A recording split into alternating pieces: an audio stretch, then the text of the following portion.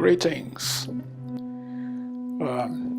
Hello, everybody, the Mandela Effect community.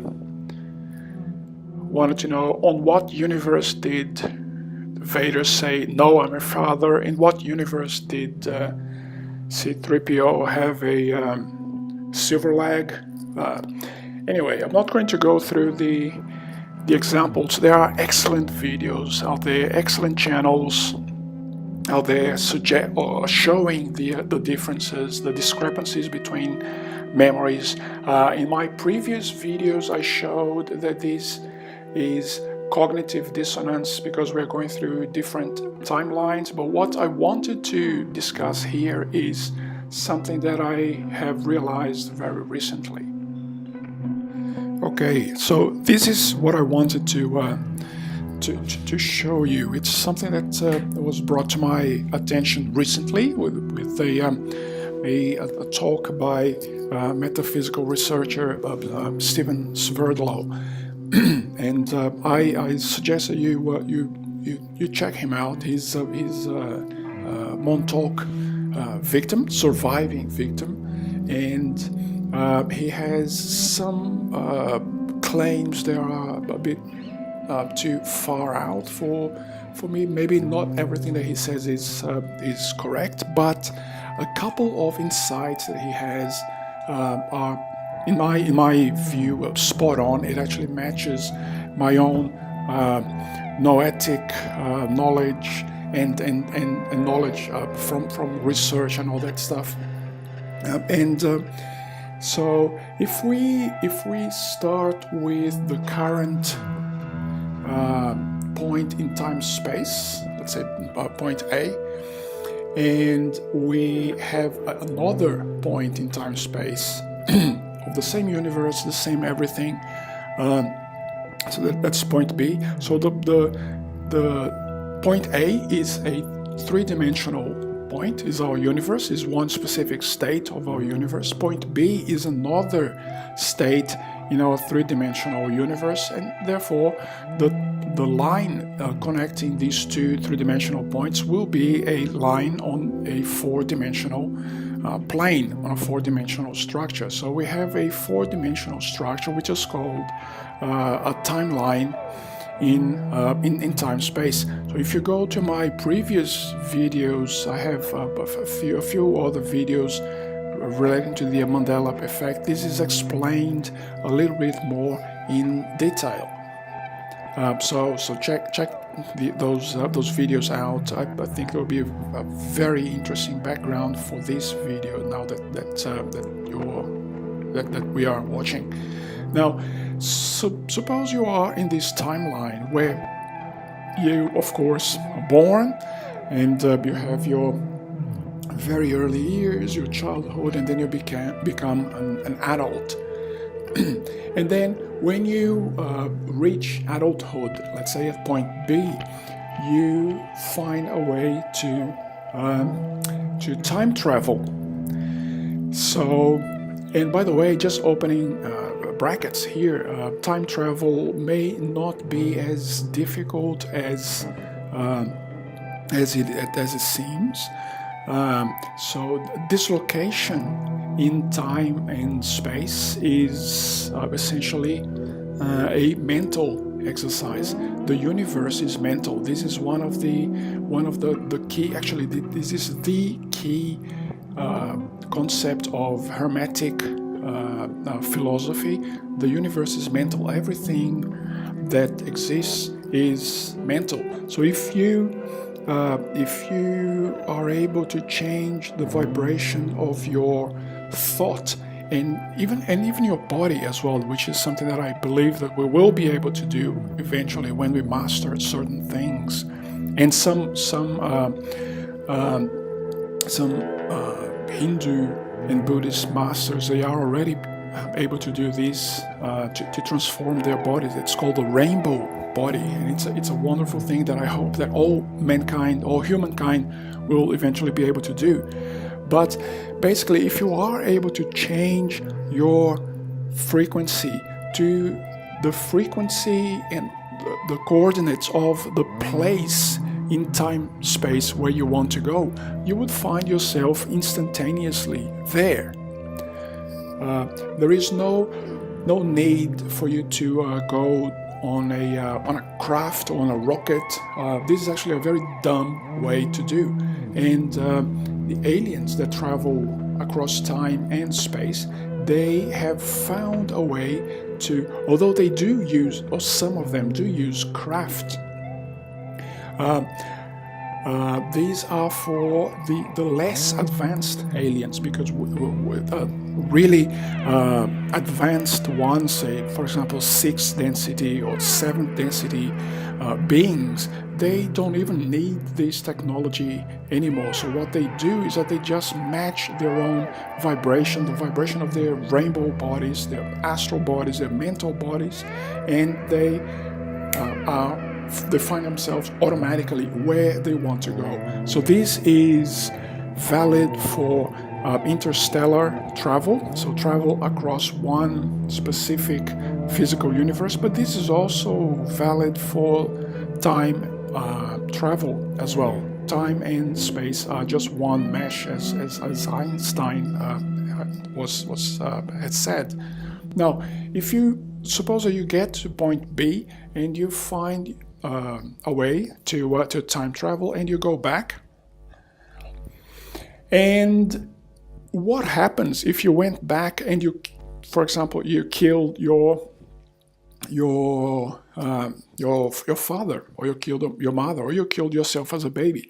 This is This is called the grandfather paradox. So suppose you are able to do this, therefore you would not exist. If you don't exist, you're not able to build the time machine that will allow you to go back and do the action in the first place.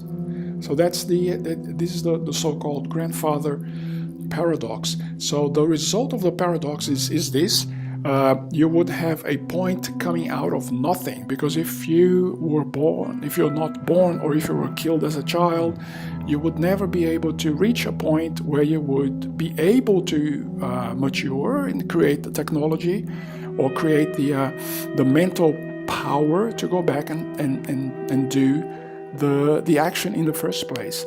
So this, of course, is a paradox, and this paradox cannot be resolved if we use the premise of a single timeline being our reality. That is the reason why this is a paradox. What I'm going to try and explain here is that there is actually no paradox at all. There is no paradox whatsoever, because this is what I think is happening. You depart from a point A on a specific timeline, that's timeline AB.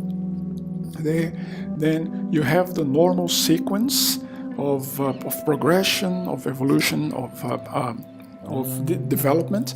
Now, at this point B, you are able to create the mental discipline to change your vibration, to be able to travel across time, and you do travel across time, but, and this is the key thing, timeline AB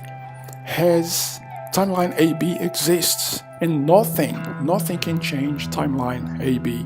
It's there, it's fixed in time-space, and you're not going to be able to change it, regardless of what you do. So what happens when you travel back in time is that you don't land on timeline AB. You do land on a parallel timeline. So you land on a parallel universe, if you prefer that terminology, and it's a universe that is relatively similar to the universe where you departed from, to the timeline where you departed from. And again, in my other videos, I discussed the idea that some parallel universes are completely different. So, for example, maybe the sky on planet Earth is green or something like that, and some other parallel universes are extremely similar, except for very, very minor things like, for example, instead of wearing a blue shirt, you're wearing a white shirt, and that's all the difference there is. So you would land in the process of backward time travel. You would find yourself landing on one of these parallel universes, and this is where you would, according to the so-called paradox, you would kill your grandfather, or you would kill yourself. But it wouldn't be your grandfather, it would be a parallel grandfather, or you could be a parallel father, or parallel you. So in the timeline A, B, nothing really changed. What happened was that you switched universes, you switched from one reality, from one timeline to another different parallel reality, and therefore there is no such a thing as the paradox. Now, this of course only exists if you have parallel multiple. Let's say the lines could actually cross, but let's just mention or call them multiple timelines, multiple universes, parallel universes. So every time that you travel forward in time-space, you would find yourself landing on a parallel timeline.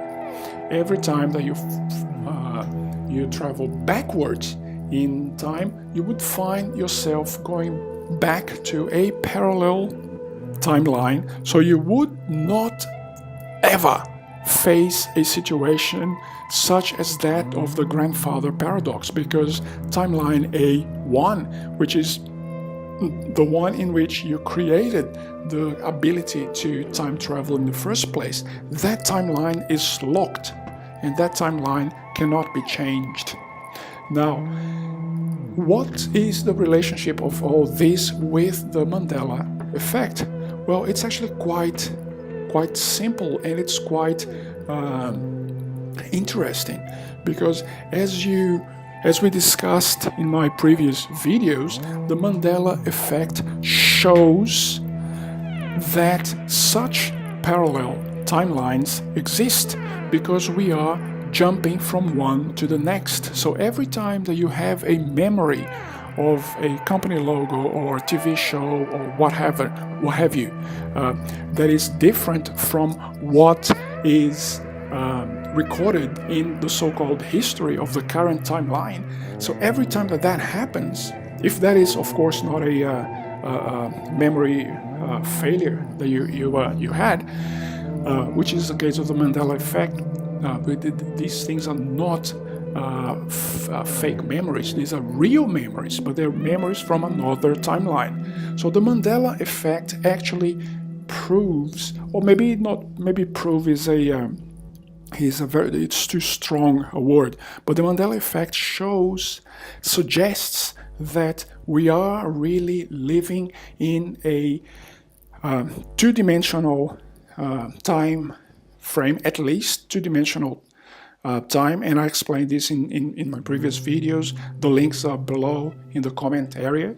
And we are jumping from one timeline to the next. So we start in the AB timeline, and then we, through the power of thought and through the power of conscious awakening, we are shifting through two timelines that are more aligned with what we want for this planet and for this universe.